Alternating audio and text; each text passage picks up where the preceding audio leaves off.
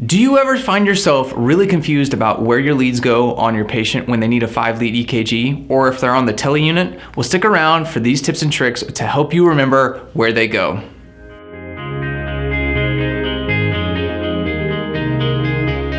My name is Chance and I'm one of the nurse educators here at NRSNG, and today I'm going to help you remember where those leads go. First off, you need to remember white on right. What that means is that the white lead is actually going to go on the right shoulder of the patient. So when you get started, that's where the first one goes.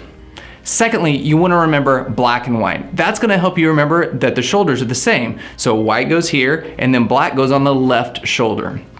Next, you want to remember smoke over fire. What does that mean? Well, smoke is typically gray or black in color, and fire is sometimes red. So that means the black lead is actually going to go over the red lead. So the red lead is going to go on the left side, and the black lead is going to go on the left shoulder. The next one you need to remember is snow over grass. So every time snow falls, it's going to actually be on top of grass. Well, what color is grass? Well, grass is typically green and snow is white. So you've got your white lead on the right side, then your green lead is actually gonna go on the right side. So now we've got 4 of them. Well, where does that 5th one go? Well, the 5th one is typically a brown color, and that's actually V1.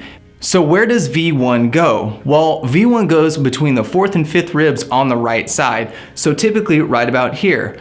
What that actually also is it's the first lead of the remaining 6 in the 12-lead EKG. But for your 5-lead EKG patients, what you need to know is that that brown one goes right here on that right side, just on that side of that sternal border.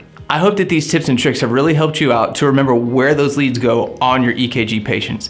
Head over to nrsng.com and check out all of the EKG courses and the cardiac courses. Now, like we always say, go out and be your best selves today, and as always, happy nursing.